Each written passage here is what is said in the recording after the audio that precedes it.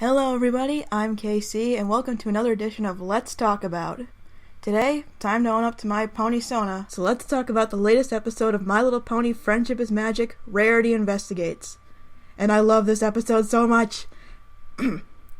But, let's just start from the beginning. The episode begins surprisingly at the Canterlot Boutique.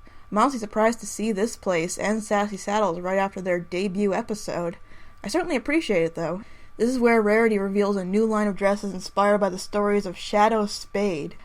Okay, we have a real Daring Do book series. Can we please get a series on Shadow Spade? I don't care if it's a chapter book or part of the comics, I demand a pony detective.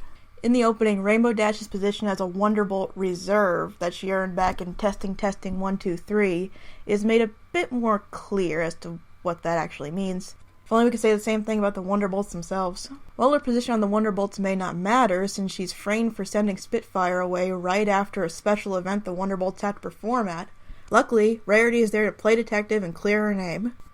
Wait, didn't they do this already? Back in Season 2? Yeah, you could say they're reusing the idea of mystery on the Friendship Express, but I think it does the idea of a pony detective much, much better here. We'll get back to that episode in a minute, but for now, let's see how Rarity approaches the job of detective. Let's get this out of the way real quick. I love the film noir aesthetic. I grew up with these old movies and other media in the mystery genre, so an episode like this is right up my alley from the get-go. Holy crap, is that a Sherlock pony? With Watson? That's so cool! Moving on. I love the episode going from black and white when we follow Rarity's investigations to back to color when Rainbow Dash drops in. Her clothes fit those films very well, especially when she's trying to flirt with the guards to get answers. And that one Colt playing slow jazz on the fire escape was perfect. So visually, the episode pays homage to the mystery genre pretty well. What about in the writing? One of the criticisms of Mystery on the Friendship Express was that most of the clues were hidden from the audience throughout the episode, and you weren't able to try and solve the mystery yourself. Which, while I do like that episode, is something I have to agree with. Part of the fun of the mystery genre is following the person trying to solve the crime, and trying to put the pieces together yourself. This episode follows this criteria well. It's a pretty good mystery for a TVY audience. And while most adult fans probably figured out who was guilty very quickly, you spend the rest of the episode wondering how he did it.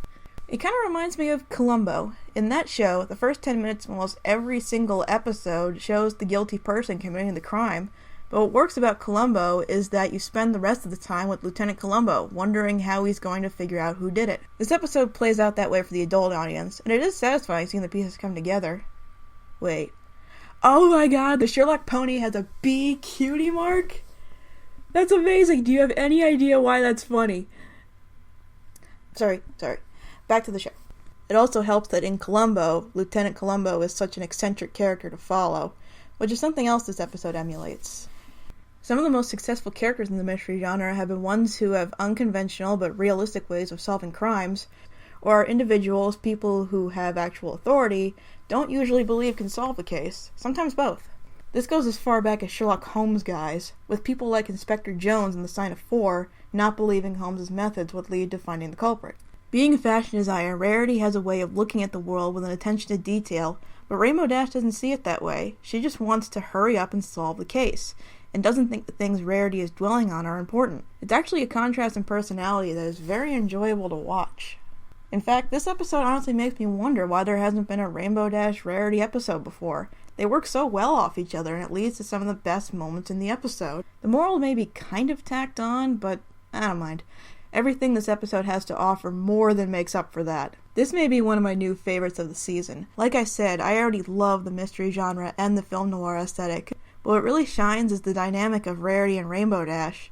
The writing, animation, and particularly the voice acting just make this episode work really well for these two. Next time we've got another Rarity episode? That's weird. Anyway, thanks for watching, and I will see you guys next time.